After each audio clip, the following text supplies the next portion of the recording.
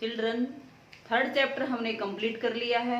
आज हम chapter 4 equation in two variables, दो चरों वाला रैखिक समीकरण के बारे में पढ़ेंगे।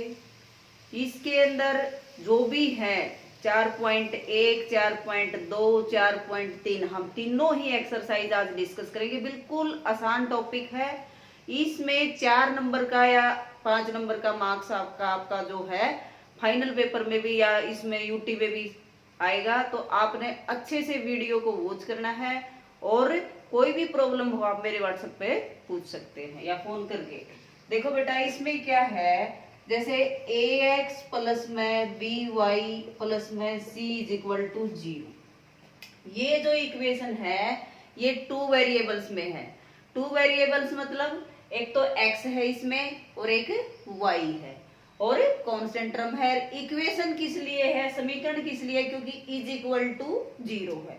समीकरण और बहुपद में क्या अंतर है, समीकरण में तो इज इक्वल टू 0 मिलेगा और बहुपद में 0 नहीं मिलेगा। अगर दो चर वाला बहुपद होता रैखिक तो ये होता, इसमें इज इक्वल टू 0 नहीं होता, तो इसमें हमारा इज इक्वल टू 0 मिलेगा।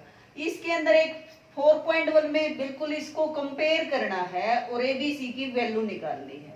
जैसे 3x प्लस में 4y प्लस में 7 इज इक्वल टू 0।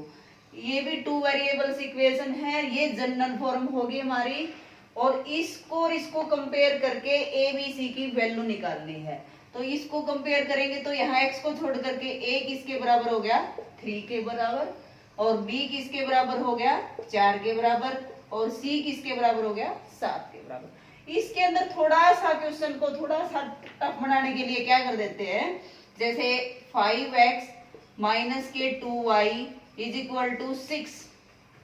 हमने देखा यहाँ तो इज इक्वल टू 0 है, इसमें इज इक्वल टू 6 है, तो यानी कि इसमें जो कांस्टेंट है बगैर एक्स वाई वाला जो गुणांक वो है अचर, वो इसको इधर लेके आएंगे।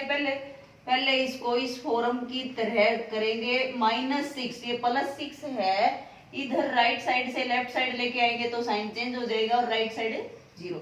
इसके बाद हम एबीसी की वैल्यू बढ़ाएंगे। ए इसमें 5 और बी इसमें -2 और सी इसमें -6। ये भी सवाल आ सकता है कि x प्लस में 4 इज इक्वल टू 0। इसको दो चर वाला समीकरण में लिखो तो x तो है, y है नहीं तो 0y लिखेंगे। पहले y है नहीं तो 0y, x वाला नहीं होगा तो 0x लिखेंगे और प्लस में 4 इज इक्वल टू 0। तो यहाँ a की वैल्यू x के आगे कुछ नहीं है तो क्या है 1 और b की वैल्यू 0 और c की वैल्यू 4। इसके बाद ये आ जाता है कि जैसे y इज इक्वल टू 4 है तो पहले 4 को लेके आएंगे, y minus 4 is equal to 0। इसको दो चर वाला रैखिक समीकरण में लिखेंगे तो 0x प्लस में y माइनस के 4 इज इक्वल टू 0। इसके अंदर a की वैल्यू 0 और b की वैल्यू 1 और c की वैल्यू -4। तो 4.1 का फर्स्ट सम तो आपको आ गया होगा। तो इसके अंदर ए बी सी की वैल्यू बतानी है। सेकंड सम जो है इसके अंदर क्या है बेटा कि इसके कितने हल होंगे। कोई भी इक्वेशन दे दी होगी जैसे 2x प्लस में y इज इक्वल टू, ये है एक दो चर वाला रैखिक समीकरण, इसके कितने हल होंगे। सबसे पहले तो इसके हल कैसे निकलते हैं, इसका पहले ग्राफ है। जैसे हम ग्राफ बनाएंगे, ये टेबल बनाते हैं हम। देखो सबसे पहले तो ये इसके हल है या नहीं है वही सीख लो। क्या है इसके अंदर, जैसे x की वैल्यू 1 और y की वैल्यू 2 इसके अंदर रखेंगे भाई। x की वैल्यू 2 गुणा में 1 प्लस में y की जगह 2 और इज इक्वल टू 7। ये हो गया 2 जमा में 2 इज इक्वल टू 7। 4 और 7 बराबर हैं क्या, नहीं, 4 7 के बराबर नहीं है। अगर लेफ्ट हैंड साइड और राइट हैंड साइड इक्वल तो आ जाए तो वो उसका x1 और 2 इसको ऐसे ऑर्डर पेयर में ऐसे लिखेंगे। इसका मतलब x का पॉइंट तो है 1, x इज इक्वल टू 1 और y is equal to 2। x का 1 और 2 इसका हल नहीं है। अगर ये आ जाता कि x की वैल्यू 3 और y की वैल्यू 1, अब इसमें पुट यानी कि पॉइंट क्या बन गया हमारा, थर्ड चैप्टर में ऐसे लिखते थे ना x का पॉइंट, जैसे 3 ऑर्डर पेयर में 3 और y का 1, तो इसमें x की वैल्यू 3 रखो, 2 इंटू में 3 प्लस में y की जगह 1 इज इक्वल टू 7। देखो पहले बोर्ड मास का फॉर्मूला पहले मल्टीप्लाई करें, 6 प्लस में 1 is equal to 7, 7 is equal to 7, left hand side is equal to right hand side. तो ये हम कह सकते हैं कि ये जो 1 पॉइंट है वो इस समीकरण का हल है। अगर वो लेफ्ट हैंड साइड और राइट हैंड साइड बराबर नहीं आते तो हम कहेंगे कि इस समीकरण का हल नहीं है। इसके बाद है कि इसके कोई 4 हल लिखो। ये पेपर में आता है बेटा कि कोई भी है इसके, जैसे 2x प्लस में y इज इक्वल टू 7 है, इसके कोई 4 हल लिखो, कोई 4 हल, एनी 4 सॉल्यूशन। सॉल्यूशन निकालने के लिए हम इसके अंदर हम x की वैल्यू, एक होता है x अपनी मर्जी से ले लेंगे, वो तुम्हारी मर्जी है, x की वैल्यू तुम 0 से स्टार्ट कर दो, x की वैल्यू 0 इसके अंदर रखो, y अपने आप आ जाएगा। तो 2 इंटू में 0 प्लस में y इज इक्वल टू 7, तो ये हो गया 0 प्लस में y इज इक्वल टू 7, तो y का मान कितना आ गया भाई 7। तो x की वैल्यू हमने 0 ली और y आ गया 7, तो 0 7 इसका एक हल हो गया, एक तो निकल गया। अब x की वैल्यू 1 ले लो, 1 लोगे तो 2 इंटू में 1 प्लस में y इज इक्वल टू 7, ये हो गया 2, इधर आ गया 2 माइनस हो गया, तो y कितना आ गया 5 आ गया। तो हमने x की वैल्यू 1 ली तो y हमारा कितना आ गया 5। तो 1 और 5, एक सॉल्यूशन तो इसका ये आ गया, दूसरा सॉल्यूशन इसका ये आ गया, थर्ड सॉल्यूशन x की वैल्यू तुम 3 ले लो, तो 2 इंटू में 3 प्लस में y इज इक्वल टू 7, तो ये हो जाएगा y की वैल्यू यहाँ से 1 आ गई, 6 इधर आके माइनस हो गया। तो अगर तीसरा सॉल्यूशन हमारा आ गया 3 और 1, और x की वैल्यू अगर तुम 4 लोगे तो 2 इंटू में 4 प्लस में y इज इक्वल टू 7, 8 हो गया ये, और वो 8 इधर जाके माइनस का हो गया, तो माइनस का 1 बचा। तो x की वैल्यू अगर तुमने 4 ली तो y का मान कितना आ गया माइनस। तो ये हमने कितने हल निकाल दिए भाई, 4 सॉल्यूशन निकाल दिए इसके, कोई भी 4 सॉल्यूशन। वैसे ये देखा जाए कितने सॉल्यूशन हो सकते हैं, अब x की वैल्यू तो हम 0 भी ले सकते हैं, 0 ली, 1 ली, 2 ली, 3 ली, 4 ली, माइनस के भी ले लो, डिवाइड के भी ले लो, पॉइंट के भी ले लो, कुछ भी ले लो, कोई भी रियल नंबर ले लो तो y की वैल्यू आएगी। तो इसके कितने हल हो सकते हैं, कोई भी 2 चर वाला रैखिक समीकरण के कितने हल होंगे, अपरिमित रूप से अनेक हल होंगे, मैनी सॉल्यूशन। भाई कितने सॉल्यूशन होंगे, इसमें बहुत सारे सॉल्यूशन हो सकते हैं। तो इस समीकरण के, इस इक्वेशन के कितने सॉल्यूशन होंगे, मैनी सॉल्यूशन।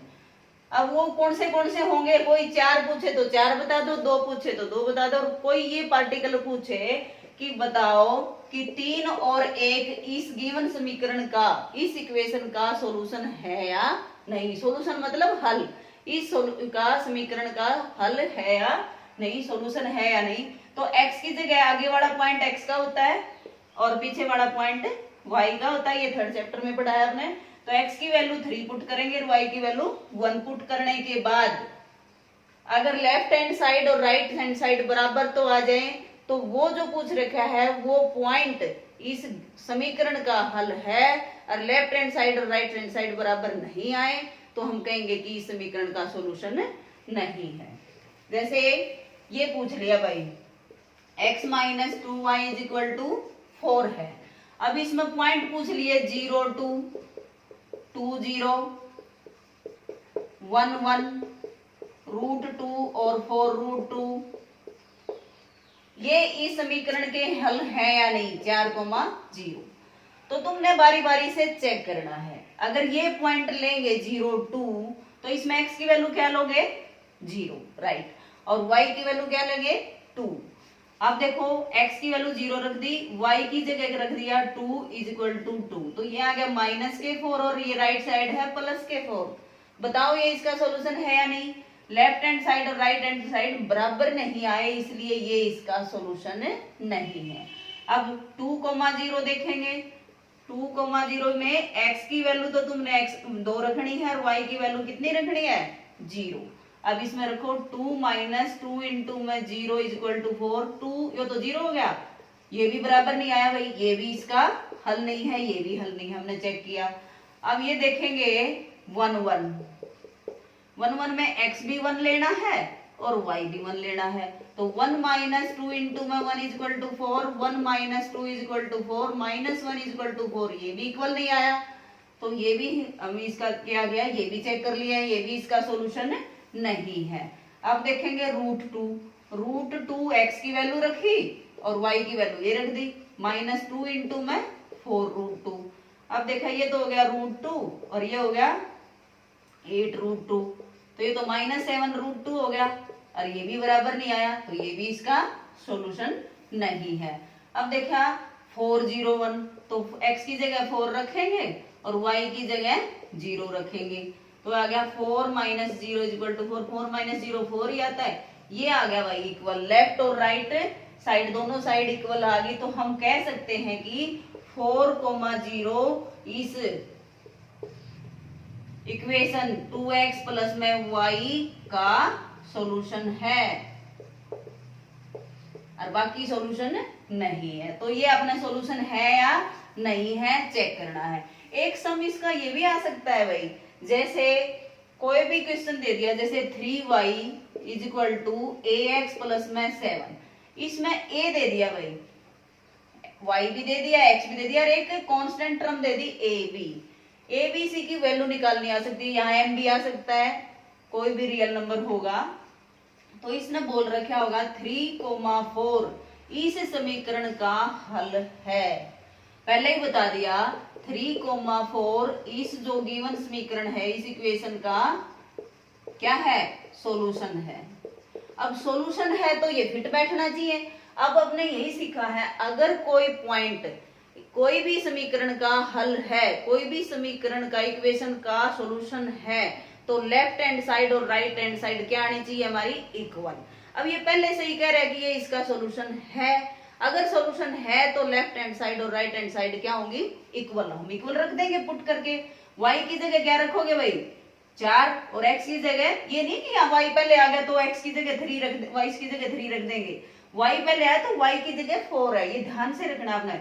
तो 3 is equal into 4 is equal to a तो है नहीं और x की जगह 3 पुट करना है, 3 इज इक्वल टू 7।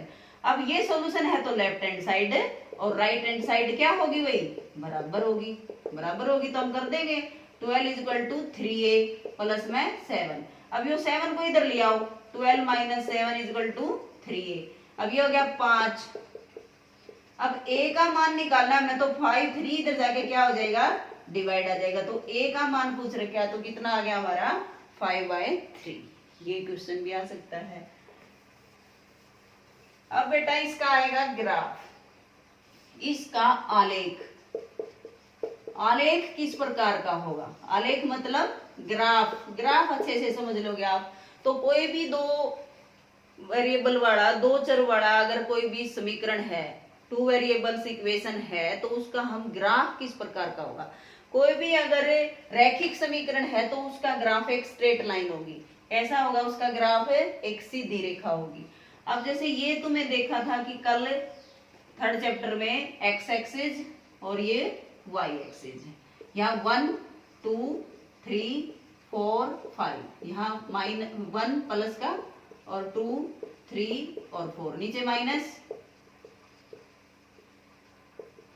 या माइनस, ये था भाई। अब इसके अंदर ये देखो, इसी का मान ले ग्राफ लेना है, इसी का ग्राफ लिया हमने, पहले ऐसे टेबल बनाते हैं, यहाँ x लिख दो और यहाँ y। हमने क्या x का पॉइंट 0 लिया था, तो y का हमारा ये 0 कर दिया, तो y का कितना आया था 7, तो y के सामने 7 लिख दिया।